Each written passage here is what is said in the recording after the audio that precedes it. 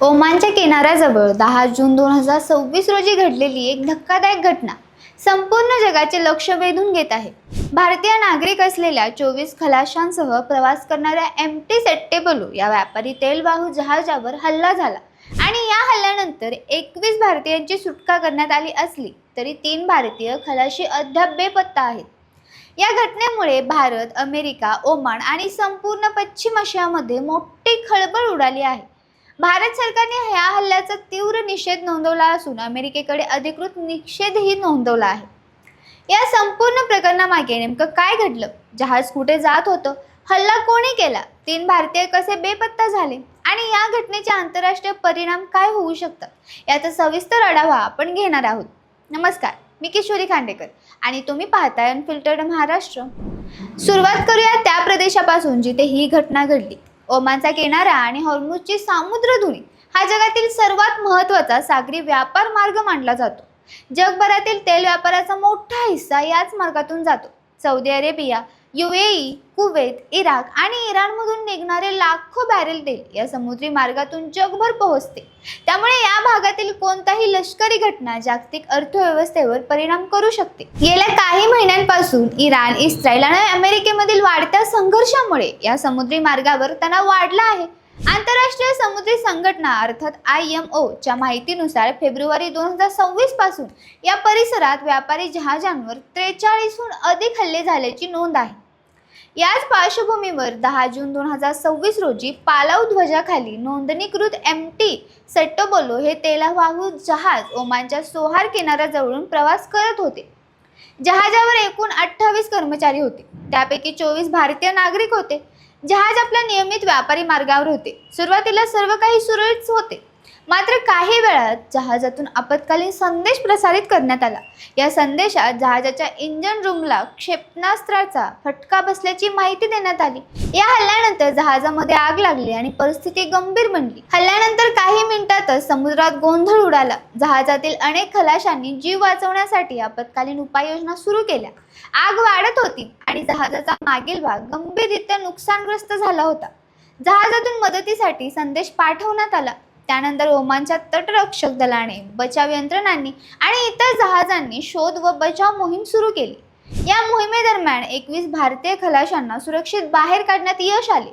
मात्र 3 भारतीय खलाशी बेपत्ता असल्याचे स्पष्ट झाले. घटना इथेच थांबली नाही. या हल्ल्याबाबत विविध दावे समोर येऊ लागले. काही समुद्री सुरक्षा संस्थांनी हा हल्ला अमेरिकन क्षेपणास्त्राने झाल्याचा संशय व्यक्त केला. काही अहवालांमध्ये अमेरिकेच्या सेंट्रल कमांडने जहाजावर कारवाई केल्याचा उल्लेख करण्यात आला. अमेरिकन सैन्याने जहाजाला थांबवण्याचे आदेश दिले होते आणि ते आदेश न पाळल्याने जहाजाच्या इंजिन रूमवर अचानक अचूक हल्ला करण्यात आल्याचा दावा काही आंतरराष्ट्रीय माध्यमांनी केला आहे.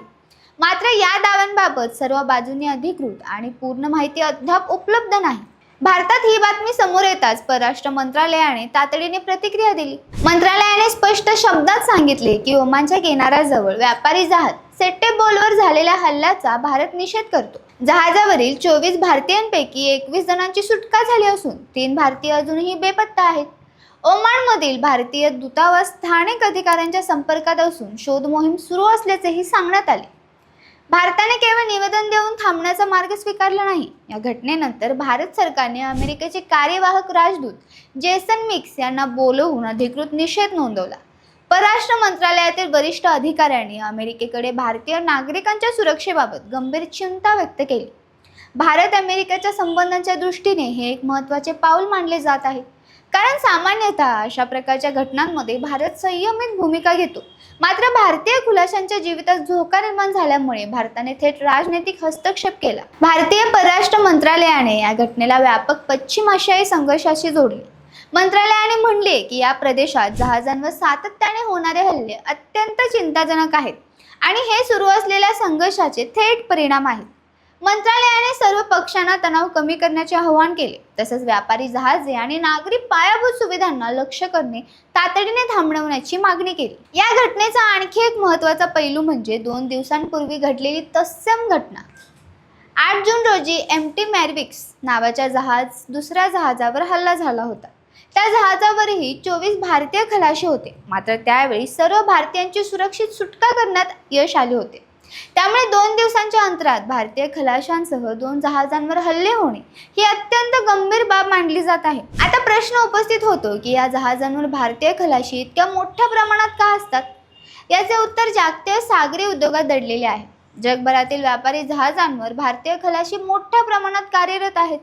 भारतीय खलाशांचे कौशल्य, प्रशिक्षण आणि अनुभव यामुळे त्यांना मोठी मागणी असते.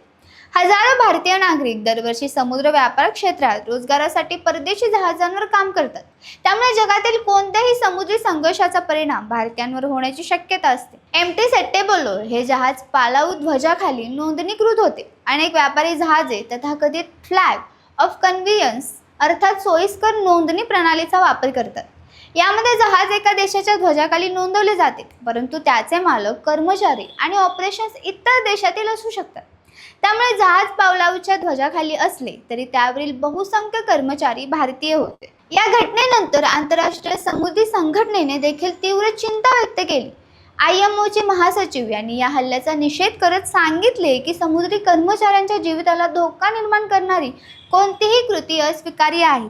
बेपत्ता खलाशांच्या कुटुंबियाबद्दल सहानुभूती व्यक्त करत त्यांनी संपूर्ण घटनेची पारदर्शक चौकशी करण्याची मागणी केली. शोध आणि बचाव मोहीम अजूनही सुरू आहे. ओमानचे अधिकारी, भारतीय दूतावास आणि विविध समुद्री संस्था बेपत्ता भारतीयांचा शोध घेत आहेत. समुद्रातील शोध मोहीम अत्यंत गुंतागुंतीची असते. हवामान, समुद्री प्रवाह, अपघाताचे ठिकाण आणि उपलब्ध वेळ या सर्व घटकांवर यश अवलंबून असते. त्यामुळे प्रत्येक तास महत्त्वाचा मानला जात आहे. या घटनेचे परिणाम केवळ 3 भारतीय खलाशांपुरते मर्यादित नाहीत. जगातील तेल, व्यापार, समुद्री सुरक्षा आणि आंतरराष्ट्रीय राजकारणावरही याचा प्रभाव पडू शकतो. हॉर्मुझ सामुद्रधुनीत तणाव वाढल्यास तेलाच्या किमती वाढू शकतात. जागतिक पुरवठा साखळी विस्कळीत होऊ शकते. तसेच व्यापारी जहाजांच्या विमा खर्चातही वाढ होण्याची शक्यता असते. भारतासाठी ही घटना आणखी महत्त्वाची आहे, कारण भारत आपल्या ऊर्जेच्या गरजांसाठी मोठ्या प्रमाणावर पश्चिम आशियावर अवलंबून असतो. या मार्गावरील अस्थिरता भारताच्या ऊर्जा सुरक्षेला आव्हान ठरू शकते. त्यामुळे भारत सातत्याने शांततेचे आणि कूटनीतिक तोडण्याचे आवाहन करत आहे. आजच्या घडीला उपलब्ध माहितीनुसार 3 भारतीय खलाशी अजूनही बेपत्ता आहेत. 21 जणांची सुटका झाली आहे. भारताने अधिकृत निषेध नोंदवला आहे. ओमानमध्ये शोध मोहीम सुरू आहे आणि संपूर्ण जग या प्रकरणाकडे लक्ष ठेवून आहे.